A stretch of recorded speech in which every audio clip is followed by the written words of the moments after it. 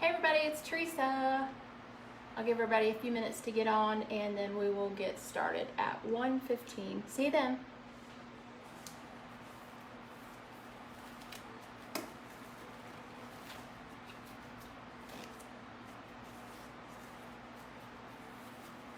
gonna get started at 1:15. Give me just a couple minutes and then I'll describe what's gonna happen here, okay? Hey Sherry, thanks for coming on.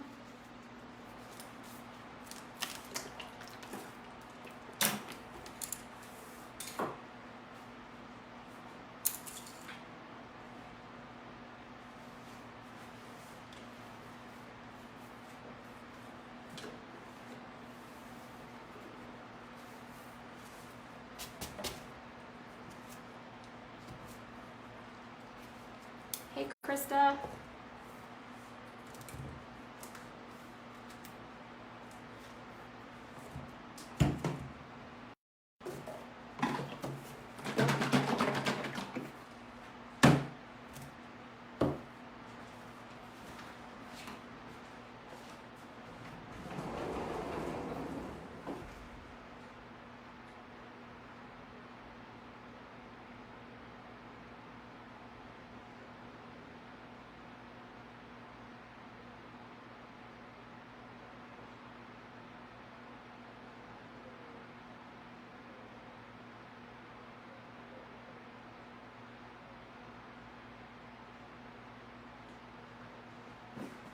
Okay, everybody, it is just about 1:15.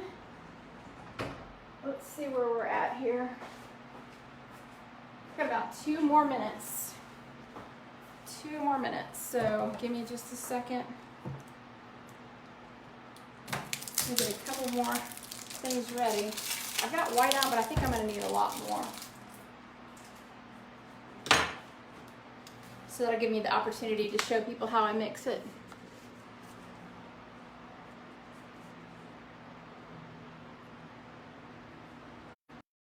Okay.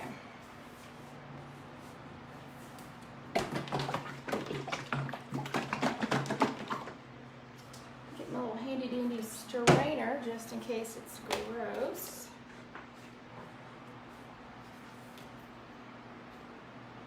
Okay, so I've got a couple of things of paper towel, which we always need. Those ready. I've got my paints.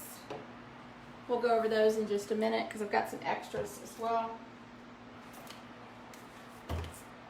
Got my stir sticks. And a lot of times, even though these are pretty cheap, I'd hate wasting them. So I'll use the one end, let it dry off, and then use the other end for stirring on the next go round. So as long as they're not too bad, like this, you know, just use the other end. I just let them sit out on the plastic. I usually use a shower curtain. Once I trade out the old shower curtains from the bathroom, I throw them in the washing machine, wash the soap stuff off the shower curtain, and boom, it goes down on one of the tables. Just makes it easier for cleanup. And then, like this one had paint all over it from the last pour that I did, which was the big one. I don't know if you guys remember me doing that one. I cleaned up most of the paint just by peeling it off the plastic up underneath. That way I can just reuse it. And then I use these little cups from Publix. These are little bathroom cups. They are plastic. I don't like using the wax ones. As you can imagine, the wax has a texture to it, so when you're stirring around, the paint seems to stick. I like these the best, and they're about the cheapest per cup. The other thing is I got a cheap little dollar store strainer, and that's for straining out your pouring medium. If you're using Floetrol, especially in large volumes like this, by the time you get down here, you've got half volume of air, and it will form a skin on it, much like a pudding or something like that. And then we get Floetrol boogers, and that's exactly what we call them, is Floetrol boogers. Dries just like glue does, so you end up with these particles and artifacts in your paints, and then you end up having to pick them out, because as soon as the paint dries and all the air releases, then of course you can see the different little artifacts that are in the paint.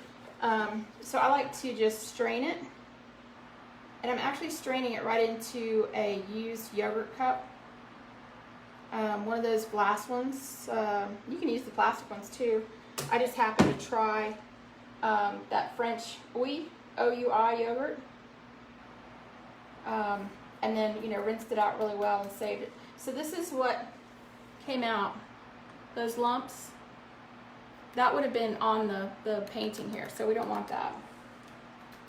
And then I've got, this is the top of a Parmesan cheese, grated Parmesan cheese from Publix, and I just use that as my little resting spot for that. That will need to be immediately rinsed as soon as I'm done painting here, because otherwise it'll form a barrier and I won't be able to use it again. Again, it's much like glue, and it's actually a little bit harder to remove. Then as far as the paint goes, this is my favorite white to use, Flow Acrylic. You have a lot of artists out there that use some of the high colors, but they still use Flow Acrylic from Michaels for their white and black. It's just a really good formulation. Got my green tape, and today we're using the green tape mainly as a barrier, and this one's going to be called Maze Runner.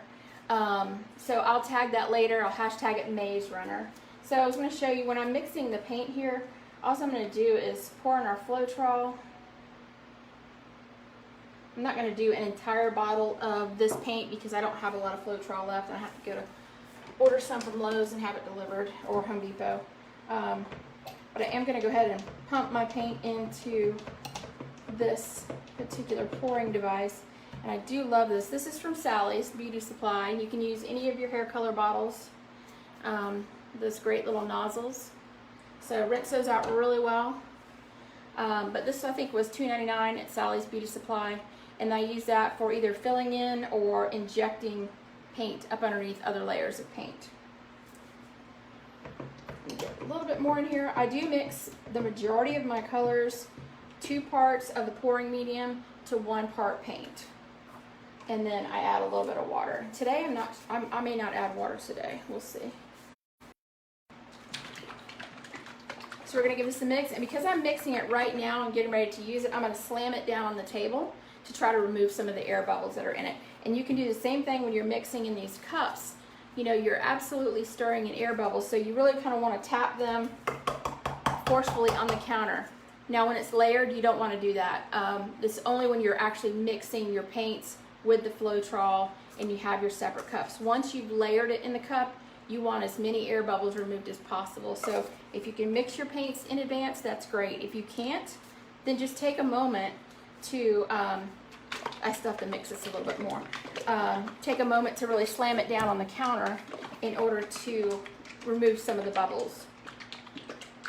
And then once I do that ring pour, I will torch it very gently, and then we'll start letting it pour down the canvas. So here's the idea today. The canvas is tilted. I'm going to put it down flat, and then I'm going to raise it up. So right now it's on 4 legs of paint jars that are this tall, and then I'm just going to raise it up with a bottle just a tiny bit, so about another ½ inch. I don't want a lot of fast movement, but I do want some movement after I put the ring down. So we're going to start off level. I'll put the ring down at first. I'll torch it a little bit to get the bubbles out, and then I will put the little bottle up underneath there to give it a little bit of angle. If that's not enough angle, then I will probably do it with my hands.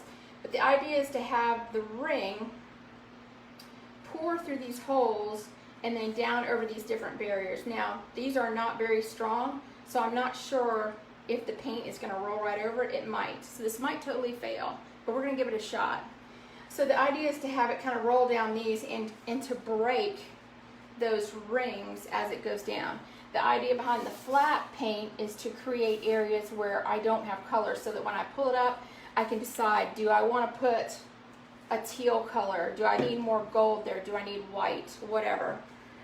So these areas are just simply, with the little barrier sticking up, are simply to create another design as it flows down the canvas.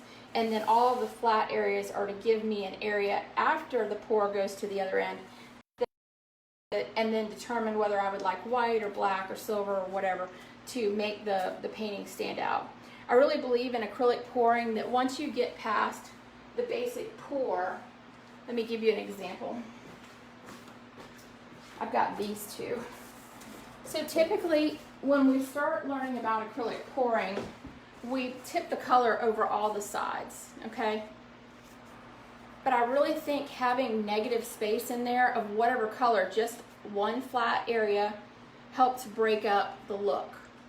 So the way to achieve that, it is very hard to do when you're tipping and tilting, is to sometimes block off an area.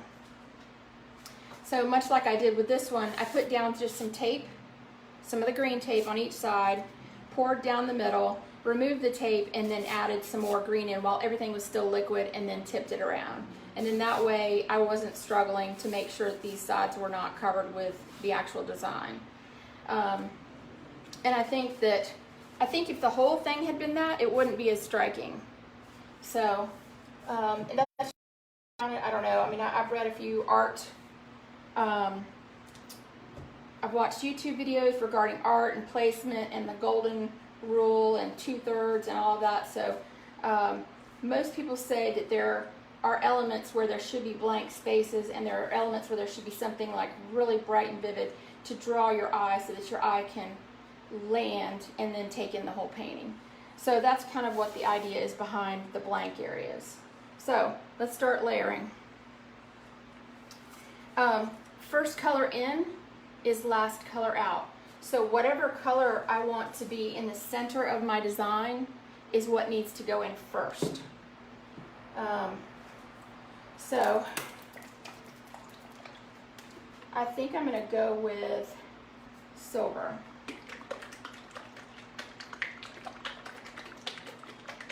And these have been sitting for a while, so I shook these earlier, but the metallics do tend to split pretty quickly because of the different properties.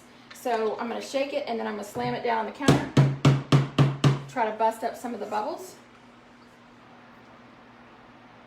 So I've got a pretty good layer in there. Probably take 2 cups in order to create the design, and then I will have to fill in all of the edges, okay, with whatever color we decide. Okay, so this is one of my golds. I have 2 golds that I'm going to use today. This one is very light. It provides a great shimmer, and it's great to put in between the layers where it's not so heavy. This is a little bit heavier and can tend to blob and spread, so this is going to be a very small layer. Maybe more layers, but small layer.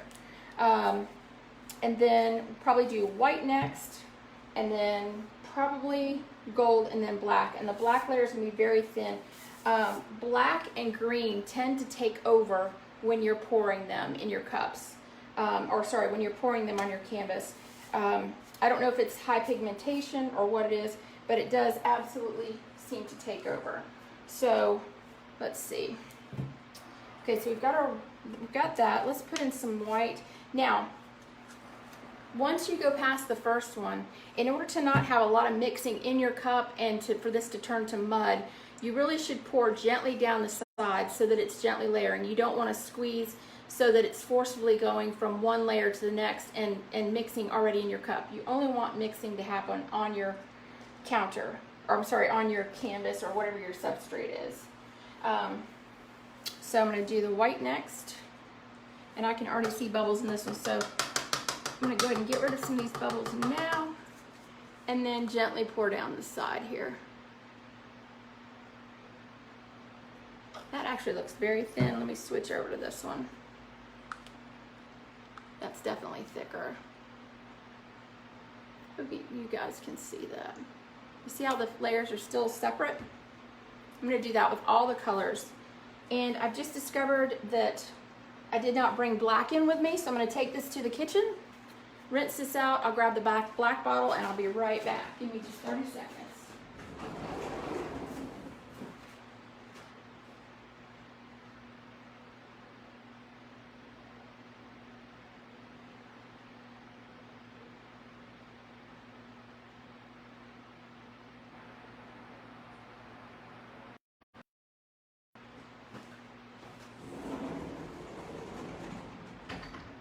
Okay, trying to keep everything quiet. We've got a student that's doing Zoom meetings, got a husband that's doing Zoom meetings for work, and I'm out in the sunroom roasting. It's like 90 degrees in the sunroom.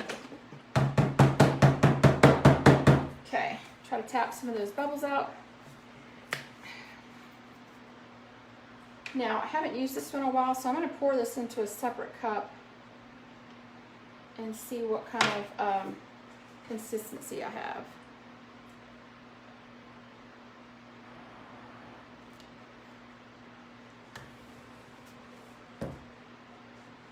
Looks okay. So now I'm going to go right on top of this one, gently down the side. And that's really all I want for that one. Okay, very, very little. Now we're going to go with the light gold next on top of the black. This I want an entire layer. So if you can see in there, I do not have a full layer covering that silver. So I've got silver, white, black. I'm going to take the gold and I'm going to do an entire layer, and I'm just going to, since I'm going to use the nozzle bottle, I'm going to spray all around the edges so that it just drizzles down the side and makes a tidy, gentle layer. Okay, I don't want to disturb any of those other colors at all, but I do want an entire layer to cover the whole thing. So very gentle. Okay, completely covered except for what's dripping off the side for the black. Now I'm going to do a layer of the silver right on top of that, again right down the side. And this is not forcefully coming out, it's just very easily falling out of the bottle, so there's no mixing. A layer of white. And the thickness or the thinness is what determines your design as well as how you layer it. So you could take the exact same colors in the exact order and layer them thicker in one and thinner in the other and come out with a completely different design. So this is why a lot of this is trial and error. We meet people that look at our work and they say, oh, I could do that, I could dump paint on a canvas. But it's a lot of trial and error. The general rule for mixing for what I do is 2 parts of Floetrol, which we also call the pouring medium, to 1 part of paint. But there are some paints like metallics, they require a different mixing ratio. And that you only get with experience. And then there are different ratios depending on what design you want to do. Some designs you really want thicker paint, and some you want thinner paint. When I'm doing something that I really want to spread a lot and I'm not worried about maintaining these particular lines, I would want a thinner paint. But if I want to maintain lines like that are in here, that is a little bit thicker paint. So when I say thicker or thinner, that means either by putting in more Floetrol or more water to thin it to the consistency that I want. I'm going to go with another layer of white on top, just gently layering it. Everything is gently layering because if you're mixing in your cup and then you pour it out on your canvas and it's mixing, then that's where people end up with mud and they can't figure out what's going on, or that's part of the reason. Now I'm going to go with a layer of black on top of this white. And I'm almost to the top of this cup, and I really do need an entire cup to get the main design going. The other thing is wet paint helps wet paint move. So since I want this to kind of race down, I need to put other paint down first so that when I put this design on top, it kind of skates or hydroplanes along with the other paint. If I were to just put it on the dry canvas, the edges of the ring that I create, as it comes down the canvas, would tumble up underneath itself. So this beautiful design that you've created would start rolling up underneath itself and you would completely lose it. So the idea behind getting wet on top of wet is to make sure that that design flows down the whole canvas. So let's see, I really might have to make up some more. We're going to start with, let's see what we got here. Got a little bit in here.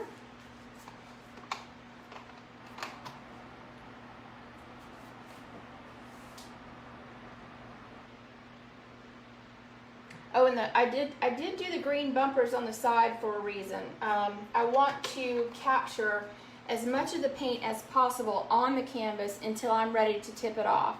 Because I knew that I had all of these things in the maze that I was trying to work around, I wanted the ability to tip as much as possible without losing a ton of paint over the side.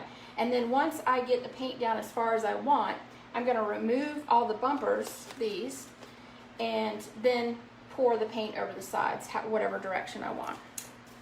Okay, so this is going to take a lot of white. This one I know is fairly thin, so I think I'm going to start with it.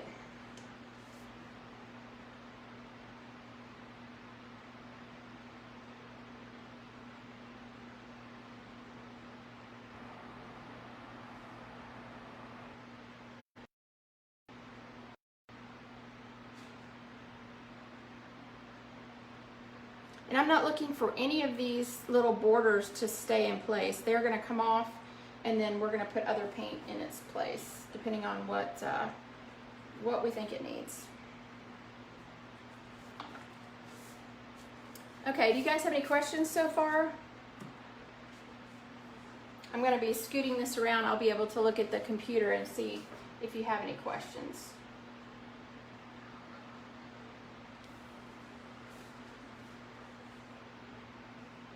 I will torch this because I really shook that white hard. It's got a lot of bubbles in it.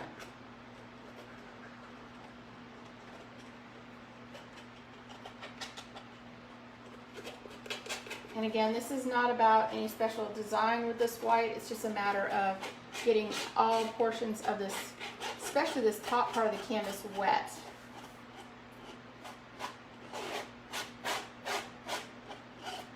And one thing to keep in mind when you are mixing your colors, let's say you've got 2 or 3 different batches of white, try to mix them all at the same time and with the same amount of Floetrol, because it will make a difference in what the colors look like when they dry. Maybe not so much with white, but I've seen it with my darker colors like blue and black.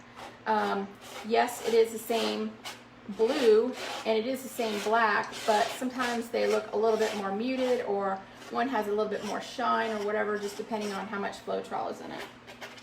Okay, so we've got this. So again, if I hadn't done this, as soon as it ran across a dry area, it would be just like a speed bump, and very slow rolling paint over a speed bump. It would try to get over the speed bump and it would slow itself down. And then the paint is drying, of course, as it's moving and starting to thicken. So then you would ruin the shape that you're trying to keep. Okay, so as we go, I will probably add more because a lot of this white is going to flow down to the bottom. All right, so let's see if this is going to be a giant mess or if it's going to be a lot of fun. Either way, I'm still having fun, even if it fails, because I can always paint over it, and I love this size canvas.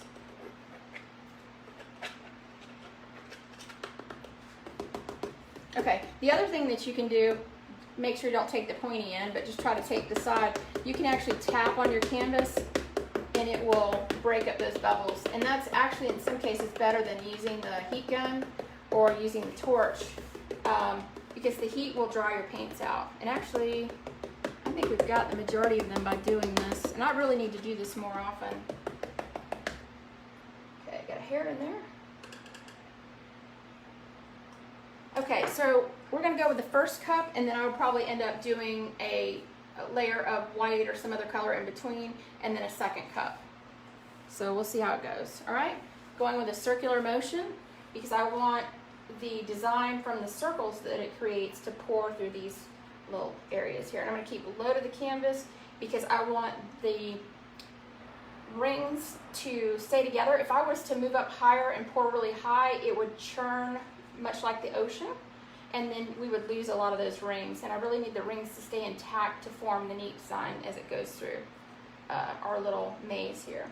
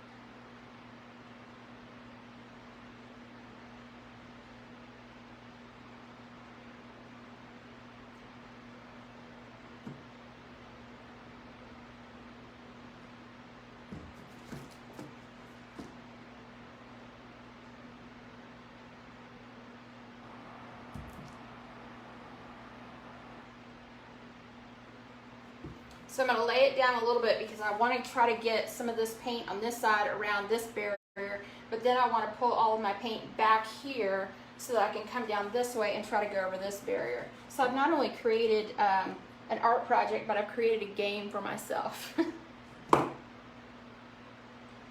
So let's see, we get it going this way, and then we'll come back this way.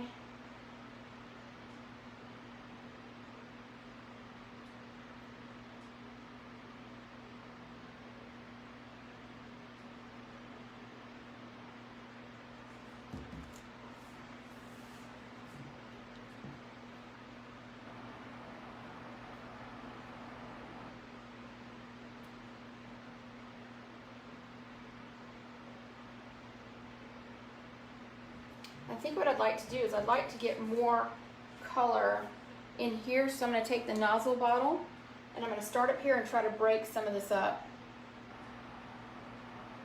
And this is called rivering, R-I-V-E-R-I-N-G.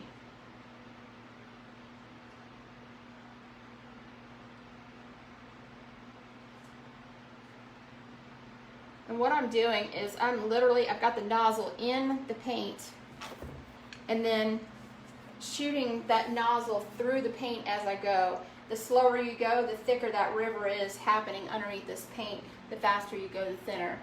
You can do this on top of your paints, but I find that if I do it under, the paints kind of flow over it. It gives it a more natural look, more of a river look. I'm going to do the same thing over here. Come from this side.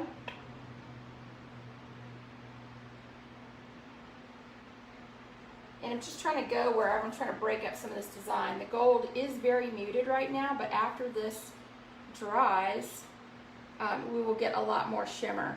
And then as you're coming out of this rivering process, you always need to like squeeze out and make sure you haven't sucked up any of the color into your bottle of color.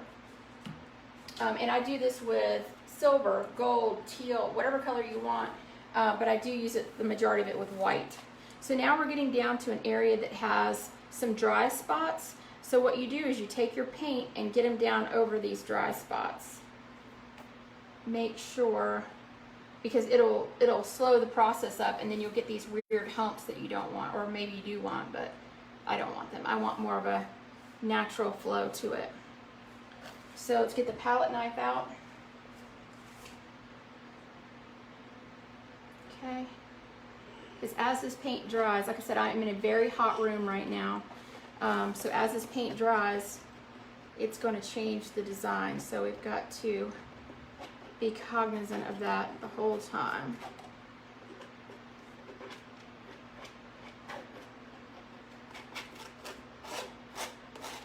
Okay, so I just let that last cup drain out here on the bottom because we're going over it and I'm not worried about it changing.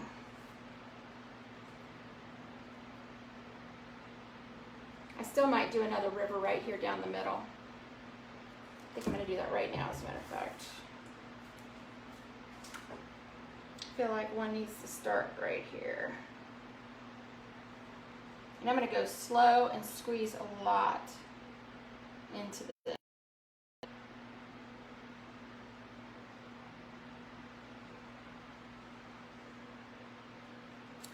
Okay.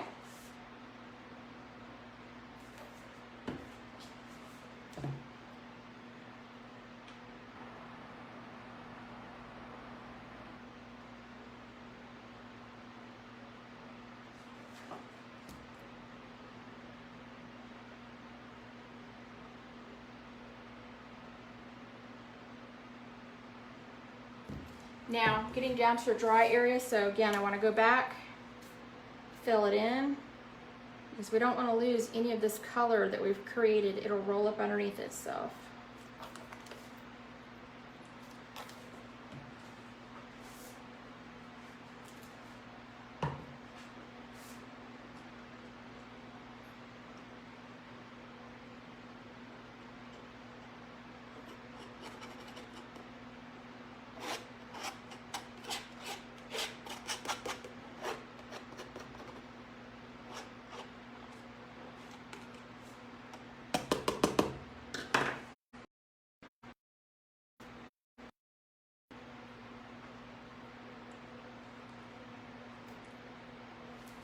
just about out of paint in the nozzle bottle, so I'm going to leave the rest of that. We'll use one of the other bottles if necessary.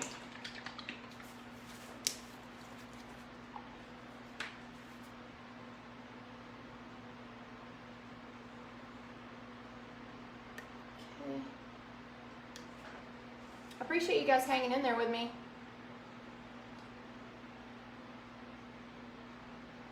Just fill in these corners so that when I tip it off, when I tip it back this way, it'll be easy to tip. Fill in all along the edges here. Yep, it's a lot of paint. It is.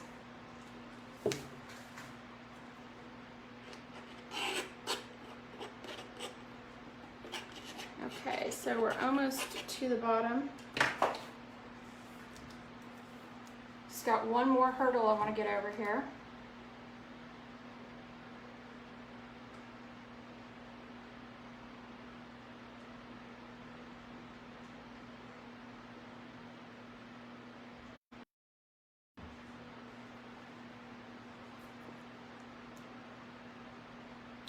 I think what I'm going to do is not worry about that last hurdle because I want this paint to come on down, but I don't want to stretch this over there. So let's pull this back a little bit.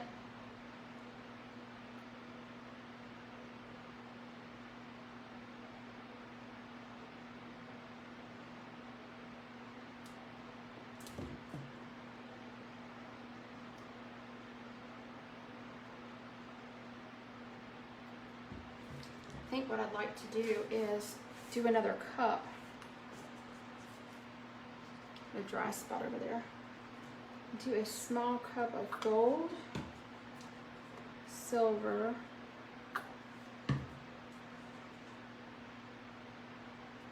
do a little bit of black,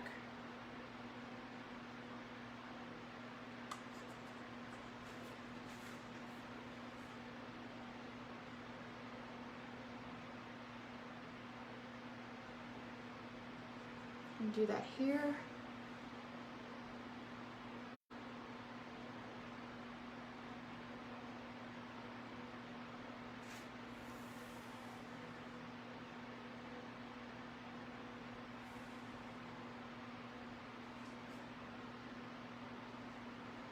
Okay. That was a ribbon pour, so I layered it in the cup. I did ring pours here, and then a ribbon pour over this. Now I want to let this sit because I want these colors to go in between the other paint. The other paint will come up around it a little bit, and then some of the bubbles in there will start busting, and then we can tip the rest of this off because we've got enough paint that I can remove the borders and start tipping all of this off. So let's go ahead and put our caps on all of our paint. Move it off to the side. Lord knows I've tipped these over before, and I'm not in a room that I want to tip paint on the floor. Okay. All right, you guys are getting ready to see the stuff in action here.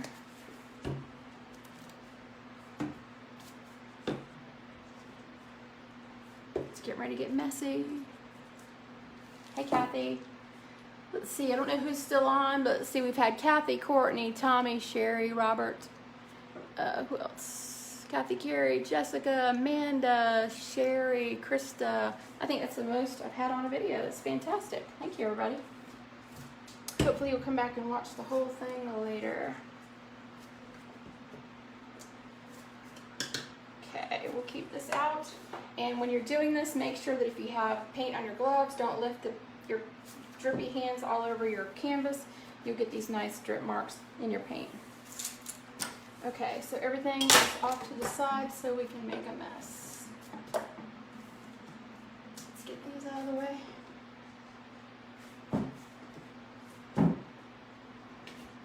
Okay. Let's see, I guess I don't need that. And let's get our borders off here.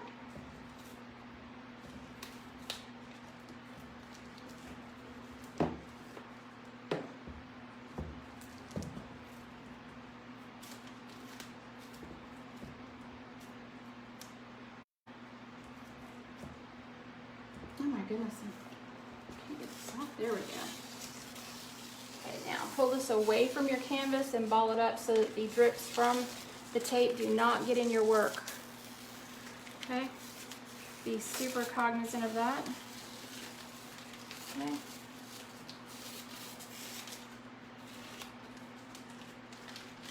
Okay. Ball that up.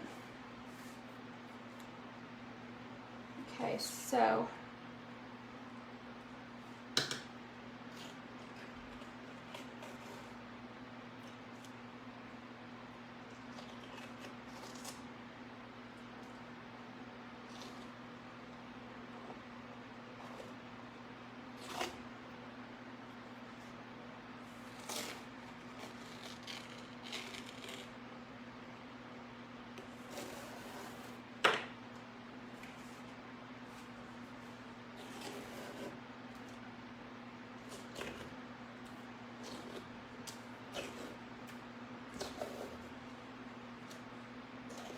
now, as I'm pulling them off, I'm trying to make ribbons out of the design so that it enhances the design and not ruins it.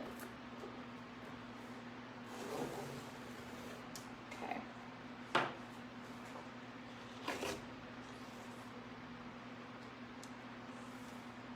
Now, got to figure out what to put in these holes. I know I want some of this silver.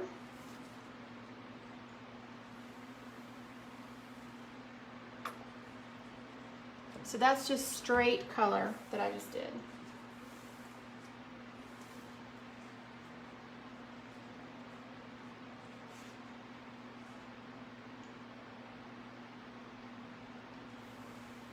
Trying to keep real natural lines as I go across the canvas. Got some through here.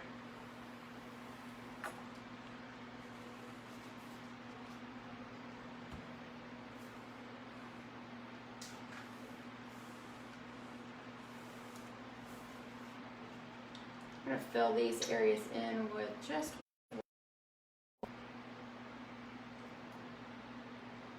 let's see what we get here.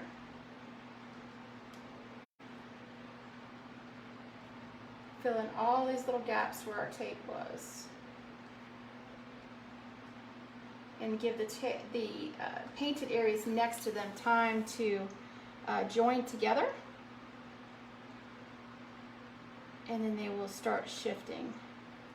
It's a really neat process.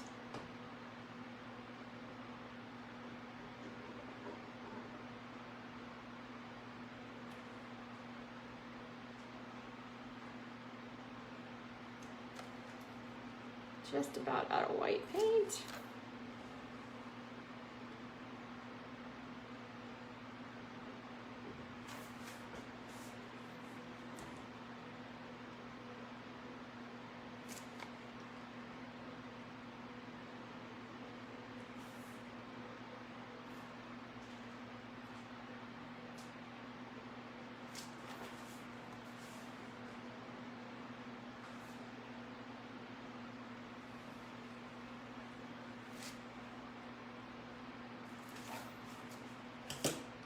Got a little bit of white here on the counter. Put in. So I'm not smearing any designs. I'm actually just using the knife to smear around the white within this little space.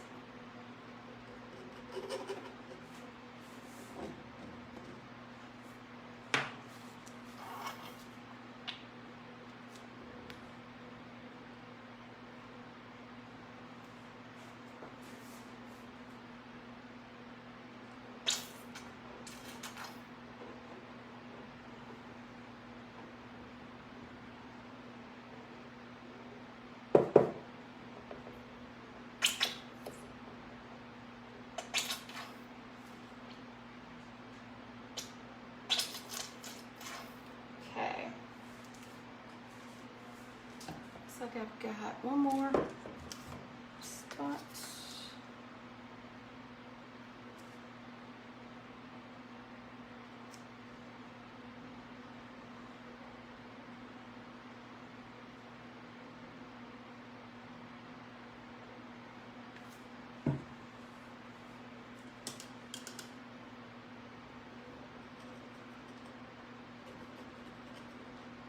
I want all these little gaps filled. Even though it seems tedious, it will change the design if you don't get them all covered.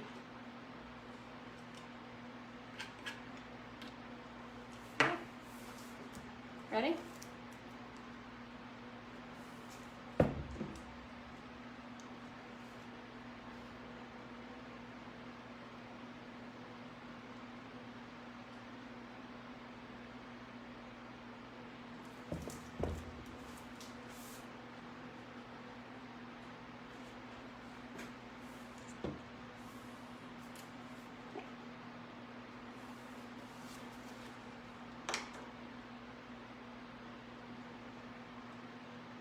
By putting a heavy layer down there, it'll help that move.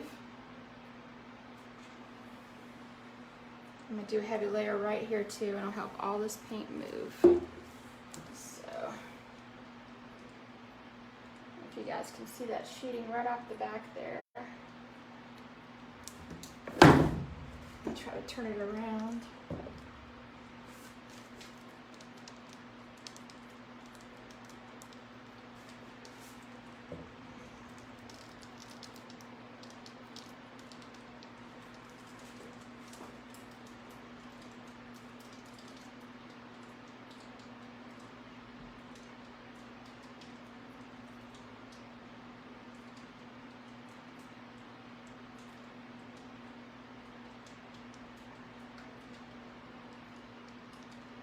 I'll tell you what, I want this section right here to move. So I'm going to put a bunch of white paint in here. The way the white paint will help shift all of that down. Where is it?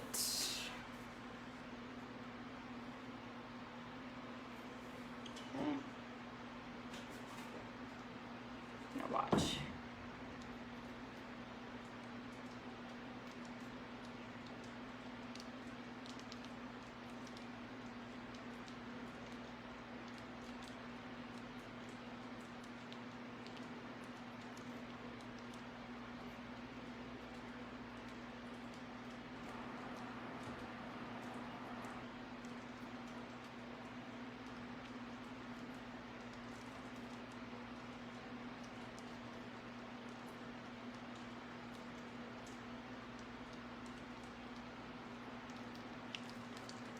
Okay.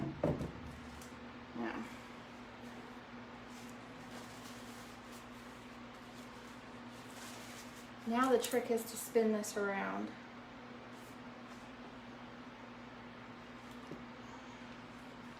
Without touching the sides or getting the paint on me or my table.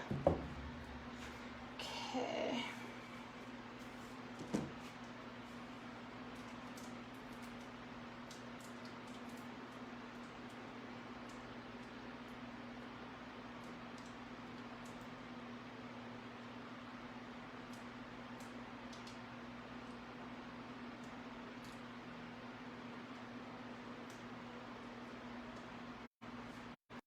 So the paint's getting pretty thick, or slowing down because it's, you know, it's been sitting for a bit.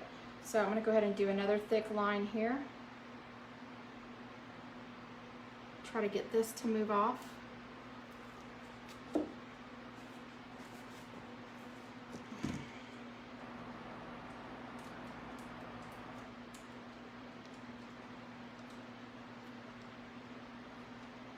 So I really want this kind of wispy.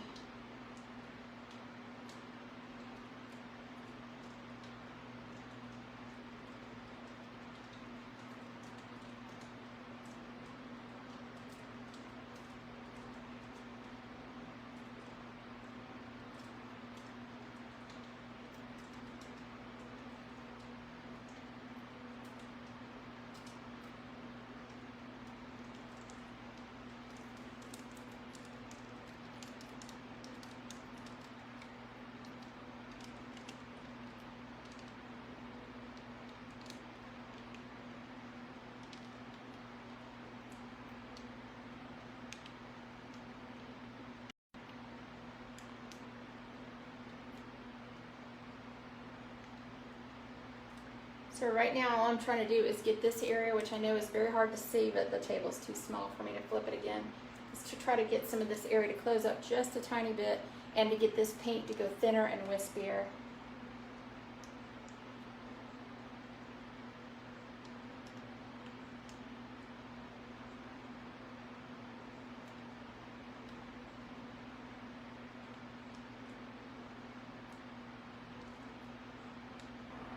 Just takes patience, patience, patience.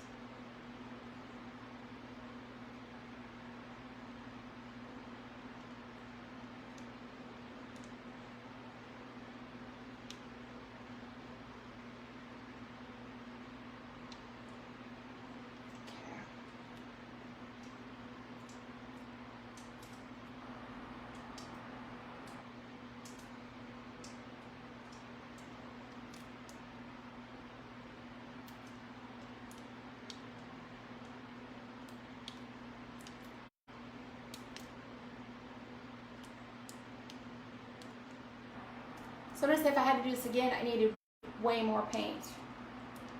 Even though it seems like I wasted a lot of paint, I needed more paint on the canvas. So that I'm doing less tipping, or maybe thinner paint. Thinner paint might have been the key, because some of these paints were fairly thick.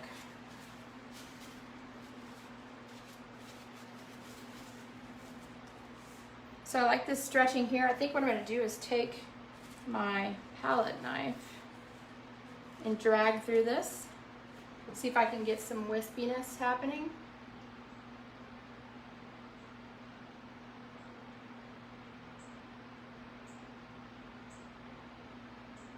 Here we go. Same thing here. I'm going through that same gold color. Very muted today, but again tomorrow it's going to be nice and sparkly once all this is dry.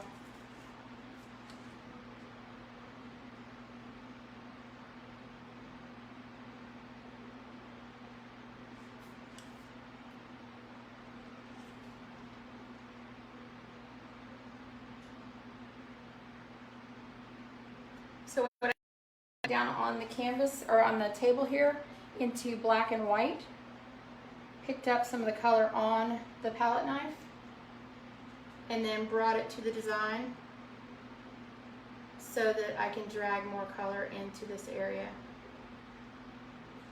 Now I'm going to just drag it up.